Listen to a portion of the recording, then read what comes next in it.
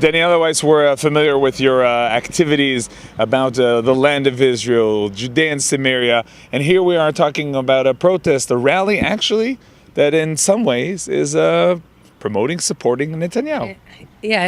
I know that when you address me and you speak about supporting Netanyahu, there's a kind of bitter smile on your face, on my face, because we suffer very much from the hakpa'ah, for the freeze of settlement. It might appear as if Netanyahu's freeze of settlement and Herzog's sort of vague policy about Judea and Samaria, it might appear similar. It is not similar. Because Netanyahu is in general a person of Eretz Israel, and he copes with pressures and difficulties, and we are to help him to carry out the ideas of building Eretz Israel. Herzog, together with Tzipi Livni, together with Amos Yadlin, they speak about partition plan and about driving out of the homes 100,000 Jews. Amos Yadlin spoke about Ishuvam Michadash, resettling 100,000 settlers, smashing, driving out communities. This is impossible. This is why I stand with Netanyahu and I stand with the right-wing parties, and I want to put all of them on one stage in Kikar Rabin, Kikar Malchei Israel, on the 14th of March, 3 days before the elections. And I want all of them to stand there and to express their loyalty to the great Israel.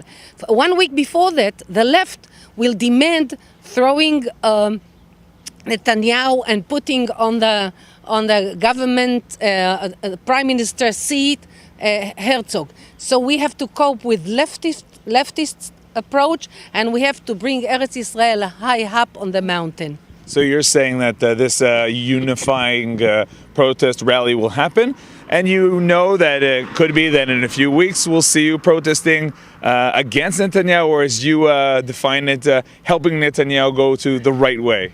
I assume that shortly after the elections, I hope Prime Minister will be indeed Netanyahu. I assume that close after it, as we know from traditionally, we will appear on the stage, on one stage or another mountain or another hill, and demand of Netanyahu continue to build Eretz Israel as you promised in Ma'ale Adumim, in Efrat, and in Eli.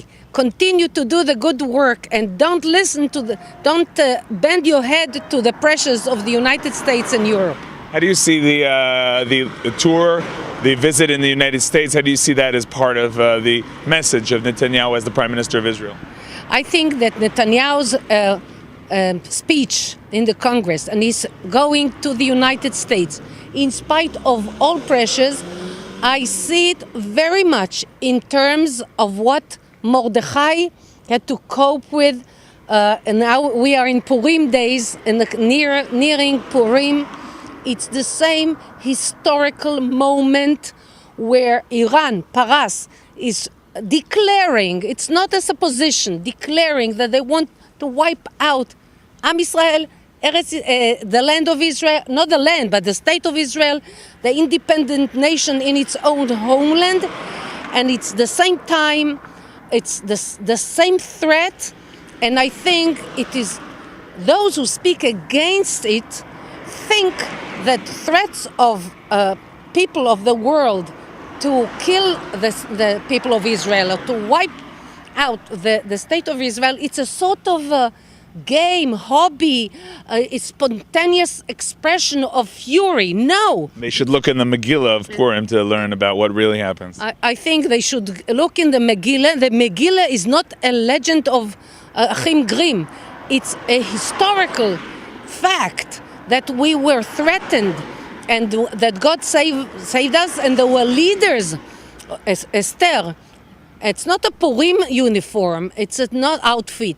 It's a historical figure that saved the Jewish people. So is what Netanyahu doing now, and it's not easy to go knowing that Obama shows him an angry face One has to have really courage, and I think that what gives Netanyahu the courage is the inner feeling that he is now, it is in his hands, with God's help, the future of a Jewish nation in Eretz Israel.